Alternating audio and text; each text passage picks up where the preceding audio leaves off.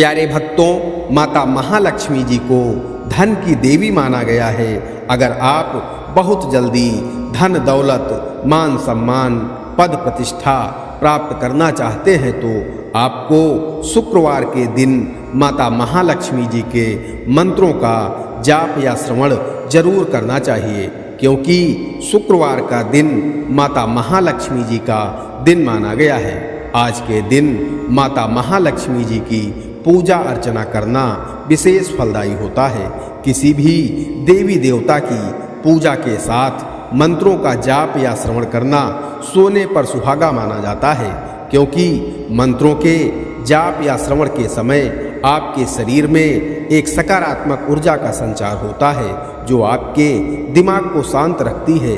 ईश्वर के प्रति लगाव बढ़ता है, मन शांत रहता है, आत्मविश्वास में तेजी से बढ़ोतरी होती है, शरीर स्वस्थ रहता है। इसके साथ ही मंत्र के जाप या श्रवण से आपका इष्ट देव आपके ऊपर प्रसन्न होकर आपकी सभी बाधाओं को दूर करके आपकी सभी मनोकामनाएं पूरी करता है। प्यारे भक्तों, आज हम आपको माता महालक्ष्मी जी का जो मंत्र बताने वाले हैं, वह मंत्र सर्व बाधा मुक्ति मंत्र के नाम से भी जाना जाता है। साथ ही इसे इच्छा पूर्ति मंत्र भी कहा जाता है। यह मंत्र आपके सभी कष्टों को दूर करके आपको वह सब कुछ प्रदान करता है जो आप मंत्र जाप या श्रवण के समय माता महालक्ष्मी जी से मांगते हैं। प्यारे भक्तों, यह मंत्र इतना शक्तिशाली है कि आप प्रतिदिन इस मंत्र का सिर्फ 108 बार श्रवण करके भी माता महालक्ष्मी जी की असीम कृपा प्राप्त कर सकते हैं। प्यारे भक्तों, आइए माता महालक्ष्मी जी का यह दिव्य सर्वबाधा मुक्ति इच्छा पूर्ति मंत्र कम से कम 108 बार सुन लेते हैं। लेकिन उससे पहले सभी भक्तों से एक छोटा सा निवेदन है, वीडियो पसंद आए तो दिल से एक लाइक करिएगा और इसी तरह के कल्याणकारी वीडियो आगे भी देखने के लिए हमारे चैनल मंत्र की विद्या को सब्सक्राइब करके कमेंट में जय जय लक्ष्मी माता जरूर लिखें। प्यारे भक्तों, मंत्र कुछ इस प्रकार है। ओम सर्वाबाधा विनिर्मुक्तो धन धान्य सुतान्वितः मनुष्यो मत प्रसादेन भविष्यति न संशयः। ओम सर्वाबाधा विनिर्मुक्तो धन धान्य सुतान्वितः मनुष्यो मत प्रसादेन भविष्यति न संशयः। ओम सर्वाबाधा विनिर्मुक्तो धन धान्य सुतान्वितः मनुष्यो मत प्रसादेन भविष्यति न संशयः। ओम सर्वाबाधा विनिर्मुक्तो धन धान्य सुतान्वितः मनुष्यो मत प्रसादेन भविष्यति न संशयः। ओम सर्वाबाधा विनिर्मुक्तो धन धान्य सुतान्वितः मनुष्यो मत प्रसादेन भविष्यति न संशयः। ओम सर्वाबाधा विनिर्मुक्तो धन धान्य सुतान्वितः मनुष्यो मत प्रसादेन भविष्यति न संशयः। ओम सर्वाबाधा विनिर्मुक्तो धन धान्य सुतान्वितः मनुष्यो मत प्रसादेन भविष्यति न संशयः। ओम सर्वाबाधा विनिर्मुक्तो धन धान्य सुतान्वितः मनुष्यो मत प्रसादेन भविष्यति न संशयः। ओम सर्वाबाधा विनिर्मुक्तो धन धान्य सुतान्वितः मनुष्यो मत प्रसादेन भविष्यति न संशयः। ओम सर्वाबाधा विनिर्मुक्तो धन धान्य सुतान्वितः मनुष्यो मत प्रसादेन भविष्यति न संशयः। ओम सर्वाबाधा विनिर्मुक्तो धन धान्य सुतान्वितः मनुष्यो मत प्रसादेन भविष्यति न संशयः। ओम सर्वाबाधा विनिर्मुक्तो धनधान्यः सुतान्वितः मनुष्यो मत्प्रसादेन भविष्यति न संशयः। ॐ सर्वबाधा विनिर्मुक्तो धनधान्यः सुतान्वितः मनुष्यो मत्प्रसादेन भविष्यति न संशयः। ॐ सर्वबाधा विनिर्मुक्तो धनधान्यः सुतान्वितः मनुष्यो मत्प्रसादेन भविष्यति न संशयः। ॐ सर्वबाधा विनिर्मुक्तो धनधान्यः सुतान्वितः मनुष्यो मत्प्रसादेन भविष्यति न संशयः। ॐ सर्वबाधा विनिर्मुक्तो धनधान्यः सुतान्वितः मनुष्यो मत्प्रसादेन भविष्यति न संशयः। ॐ सर्वबाधा विनिर्मुक्तो धनधान्यः सुतान्वितः मनुष्यो मत्प्रसादेन भविष्यति न संशयः। ॐ सर्वबाधा विनिर्मुक्तो धनधान्यः सुतान्वितः मनुष्यो मत्प्रसादेन भविष्यति न संशयः। ॐ सर्वबाधा विनिर्मुक्तो धनधान्यः सुतान्वितः मनुष्यो मत्प्रसादेन भविष्यति न संशयः। ॐ सर्वबाधा विनिर्मुक्तो धनधान्यः सुतान्वितः मनुष्यो मत्प्रसादेन भविष्यति न संशयः। ॐ सर्वबाधा विनिर्मुक्तो धनधान्यः सुतान्वितः मनुष्यो मत्प्रसादेन भविष्यति न संशयः। ॐ सर्वबाधा विनिर्मुक्तो धनधान्यः सुतान्वितः मनुष्यो मत्प्रसादेन भविष्यति न संशयः।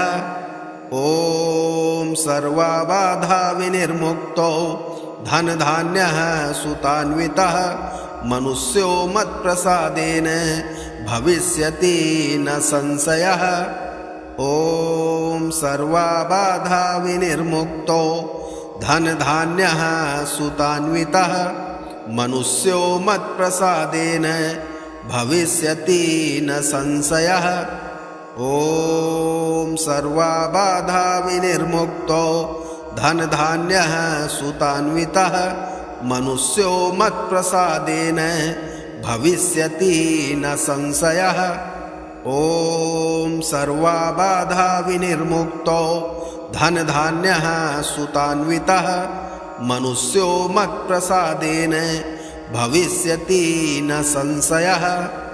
ॐ सर्वबाधा विनिर्मुक्तो धनधान्यः सुतान्वितः मनुष्यो मत्प्रसादेन भविष्यति न संशयः।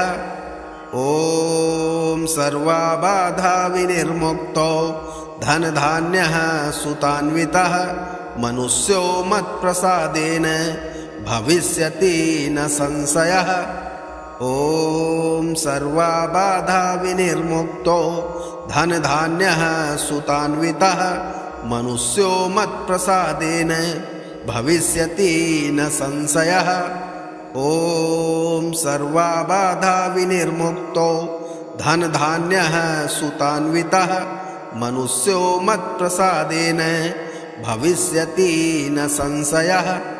ॐ सर्वबाधा विनिर्मुक्तो धनधान्यः सुतान्वितः मनुष्यो मत्प्रसादेन भविष्यति न संशयः। ॐ सर्वबाधा विनिर्मुक्तो धनधान्यः सुतान्वितः मनुष्यो मत्प्रसादेन भविष्यति न संशयः।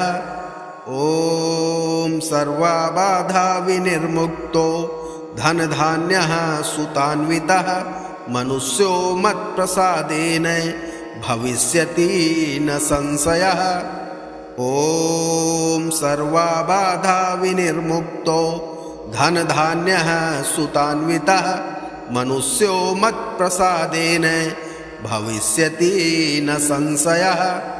ॐ सर्वबाधा विनिर्मुक्तो धनधान्यः सुतान्वितः मनुष्यो मत्प्रसादेन भविष्यति न संशयः। ॐ सर्वबाधा विनिर्मुक्तो धनधान्यः सुतान्वितः मनुष्यो मत्प्रसादेन भविष्यति न संशयः।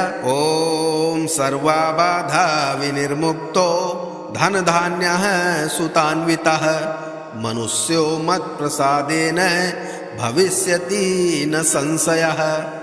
ॐ सर्वबाधा विनिर्मुक्तो धनधान्यः सुतान्वितः मनुष्यो मत्प्रसादेन भविष्यति न संशयः। ॐ सर्वबाधा विनिर्मुक्तो धनधान्यः सुतान्वितः मनुष्यो मत्प्रसादेन भविष्यति न संशयः। ॐ सर्वबाधा विनिर्मुक्तो धनधान्यः सुतान्वितः मनुष्यो मत्प्रसादेन भविष्यति न संशयः। ॐ सर्वबाधा विनिर्मुक्तो धनधान्यः सुतान्वितः मनुष्यो मत्प्रसादेन भविष्यति न संशयः। ॐ सर्वबाधा विनिर्मुक्तो धनधान्यः सुतान्वितः मनुष्यो मत्प्रसादेन भविष्यति न संशयः। ॐ सर्वबाधा विनिर्मुक्तो धनधान्यः सुतान्वितः मनुष्यो मत्प्रसादेन भविष्यति न संशयः। ॐ सर्वबाधा विनिर्मुक्तो धनधान्यः सुतान्वितः मनुष्यो मत्प्रसादेन भविष्यति न संशयः। ॐ सर्वबाधा विनिर्मुक्तो धनधान्यः सुतान्वितः मनुष्यो मत्प्रसादेन भविष्यति न संशयः। ॐ सर्वबाधा विनिर्मुक्तो धनधान्यः सुतान्वितः मनुष्यो मत्प्रसादेन भविष्यति न संशयः। ॐ सर्वबाधा विनिर्मुक्तो धनधान्यः सुतान्वितः मनुष्यो मत्प्रसादेन भविष्यति न संशयः। ॐ सर्वबाधा विनिर्मुक्तो धनधान्यः सुतान्वितः मनुष्यो मत्प्रसादेन भविष्यति न संशयः। ॐ सर्वबाधा विनिर्मुक्तो धनधान्यः सुतान्वितः मनुष्यो मत्प्रसादेन भविष्यति न संशयः। ॐ सर्वबाधा विनिर्मुक्तो धनधान्यः सुतान्वितः मनुष्यो मत्प्रसादेन भविष्यति न संशयः। ॐ सर्वबाधा विनिर्मुक्तो धनधान्यः सुतान्वितः मनुष्यो मत्प्रसादेन भविष्यति न संशयः। ॐ सर्वबाधा विनिर्मुक्तो धनधान्यः सुतान्वितः मनुष्यो मत्प्रसादेन भविष्यति न संशयः। ॐ सर्वबाधा विनिर्मुक्तो धनधान्यः सुतान्वितः मनुष्यो मत्प्रसादेन भविष्यति न संशयः। ॐ सर्वबाधा विनिर्मुक्तो धनधान्यः सुतान्वितः मनुष्यो मत्प्रसादेन भविष्यति न संशयः। ॐ सर्वबाधा विनिर्मुक्तो धनधान्यः सुतान्वितः मनुष्यो मत्प्रसादेन भविष्यति न संशयः। ॐ सर्वबाधा विनिर्मुक्तो धनधान्यः सुतान्वितः मनुष्यो मत्प्रसादेन भविष्यति न संशयः। ॐ सर्वाबाधा विनिर्मुक्तो धनधान्यः सुतान्वितः मनुष्यो मत्प्रसादेन भविष्यति न संशयः। ॐ सर्वाबाधा विनिर्मुक्तो धनधान्यः सुतान्वितः मनुष्यो मत्प्रसादेन भविष्यति न संशयः। ॐ सर्वाबाधा विनिर्मुक्तो धनधान्यः सुतान्वितः मनुष्यो मत्प्रसादेन भविष्यति न संशयः। ॐ सर्वाबाधा विनिर्मुक्तो धनधान्यः सुतान्वितः मनुष्यो मत्प्रसादेन भविष्यति न संशयः। ॐ सर्वाबाधा विनिर्मुक्तो धनधान्यः सुतान्वितः मनुष्यो मत्प्रसादेन भविष्यति न संशयः। ॐ सर्वाबाधा विनिर्मुक्तो धनधान्यः सुतान्वितः मनुष्यो मत्प्रसादेन भविष्यति न संशयः। ॐ सर्वाबाधा विनिर्मुक्तो धनधान्यः सुतान्वितः मनुष्यो मत्प्रसादेन भविष्यति न संशयः। ॐ सर्वाबाधा विनिर्मुक्तो धनधान्यः सुतान्वितः मनुष्यो मत्प्रसादेन भविष्यति न संशयः। ॐ सर्वाबाधा विनिर्मुक्तो धनधान्यः सुतान्वितः मनुष्यो मत्प्रसादेन भविष्यति न संशयः। ॐ सर्वाबाधा विनिर्मुक्तो धनधान्यः सुतान्वितः मनुष्यो मत्प्रसादेन भविष्यति न संशयः। ॐ सर्वाबाधा विनिर्मुक्तो धनधान्यः सुतान्वितः मनुष्यो मत्प्रसादेन भविष्यति न संशयः। ॐ सर्वाबाधा विनिर्मुक्तो धनधान्यः सुतान्वितः मनुष्यो मत्प्रसादेन भविष्यति न संशयः। ॐ सर्वाबाधा विनिर्मुक्तो धनधान्यः सुतान्वितः मनुष्यो मत्प्रसादेन भविष्यति न संशयः। ॐ सर्वाबाधा विनिर्मुक्तो धनधान्यः सुतान्वितः मनुष्यो मत्प्रसादेन भविष्यति न संशयः। ॐ सर्वाबाधा विनिर्मुक्तो धनधान्यः सुतान्वितः मनुष्यो मत्प्रसादेन भविष्यति न संशयः। ॐ सर्वबाधा विनिर्मुक्तो धनधान्यः सुतान्वितः मनुष्यो मत्प्रसादेन भविष्यति न संशयः। ॐ सर्वबाधा विनिर्मुक्तो धनधान्यः सुतान्वितः मनुष्यो मत्प्रसादेन भविष्यति न संशयः। ॐ सर्वबाधा विनिर्मुक्तो धनधान्यः सुतान्वितः मनुष्यो मत्प्रसादेन भविष्यति न संशयः। ॐ सर्वबाधा विनिर्मुक्तो धनधान्यः सुतान्वितः मनुष्यो मत्प्रसादेन भविष्यति न संशयः। ॐ सर्वबाधा विनिर्मुक्तो धनधान्यः सुतान्वितः मनुष्यो मत्प्रसादेन भविष्यति न संशयः। ॐ सर्वबाधा विनिर्मुक्तो धनधान्यः सुतान्वितः मनुष्यो मत्प्रसादेन भविष्यति न संशयः। ॐ सर्वबाधा विनिर्मुक्तो धनधान्यः सुतान्वितः मनुष्यो मत्प्रसादेन भविष्यति न संशयः। ॐ सर्वबाधा विनिर्मुक्तो धनधान्यः सुतान्वितः मनुष्यो मत्प्रसादेन भविष्यति न संशयः। ॐ सर्वबाधा विनिर्मुक्तो धनधान्यः सुतान्वितः मनुष्यो मत्प्रसादेन भविष्यति न संशयः।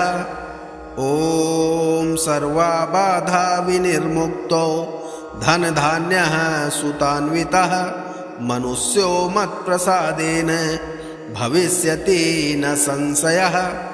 ॐ सर्वबाधा विनिर्मुक्तो धनधान्यः सुतान्वितः मनुष्यो मत्प्रसादेन भविष्यति न संशयः। ॐ सर्वबाधा विनिर्मुक्तो धनधान्यः सुतान्वितः मनुष्यो मत्प्रसादेन भविष्यति न संशयः। ॐ सर्वबाधा विनिर्मुक्तो धनधान्यः सुतान्वितः मनुष्यो मत्प्रसादेन भविष्यति न संशयः। ॐ सर्वबाधा विनिर्मुक्तो धनधान्यः सुतान्वितः मनुष्यो मत्प्रसादेन भविष्यति न संशयः। ॐ सर्वबाधा विनिर्मुक्तो धनधान्यः सुतान्वितः मनुष्यो मत्प्रसादेन भविष्यति न संशयः। ॐ सर्वबाधा विनिर्मुक्तो धनधान्यः सुतान्वितः मनुष्यो मत्प्रसादेन भविष्यति न संशयः। ॐ सर्वबाधा विनिर्मुक्तो धनधान्यः सुतान्वितः मनुष्यो मत्प्रसादेन भविष्यति न संशयः।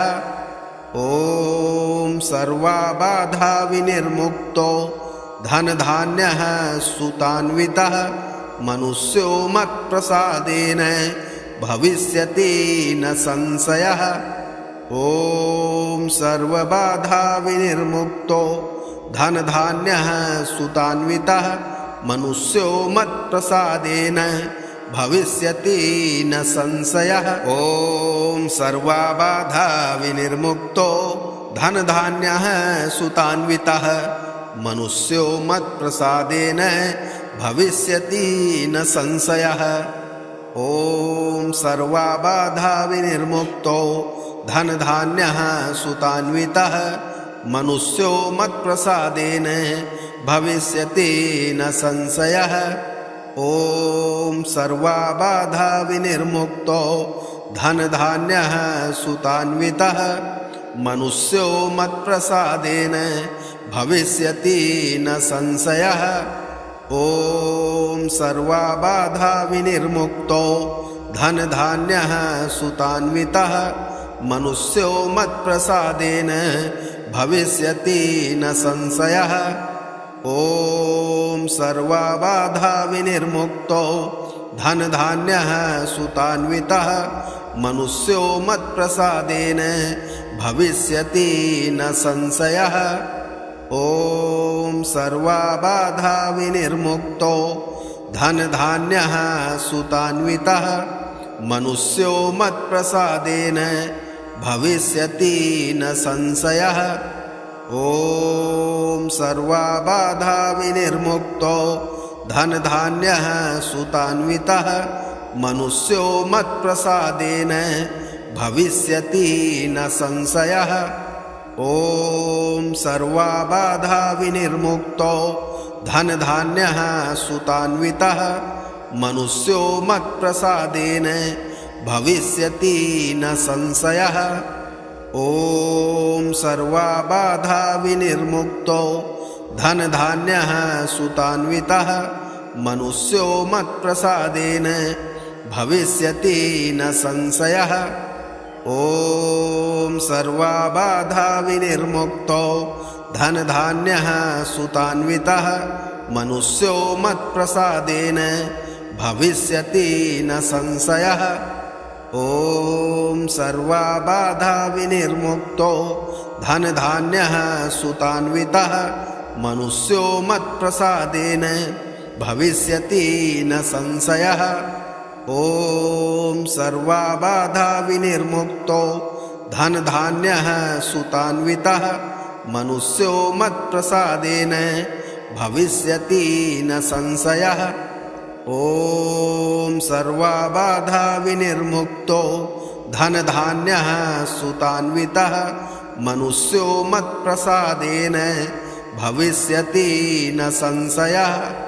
ॐ सर्वाबाधा विनिर्मुक्तो धनधान्यः सुतान्वितः मनुष्यो मत्प्रसादेन भविष्यति न संशयः। ॐ सर्वाबाधा विनिर्मुक्तो धनधान्यः सुतान्वितः मनुष्यो मत्प्रसादेन भविष्यति न संशयः। ॐ सर्वाबाधा विनिर्मुक्तो धनधान्यः सुतान्वितः मनुष्यो मत्प्रसादेन भविष्यति न संशयः। ॐ सर्वाबाधा विनिर्मुक्तो धनधान्यः सुतान्वितः मनुष्यो मत्प्रसादेन भविष्यति न संशयः। ॐ सर्वबाधा विनिर्मुक्तो धनधान्यः सुतान्वितः मनुष्यो मत्प्रसादेन भविष्यति न संशयः।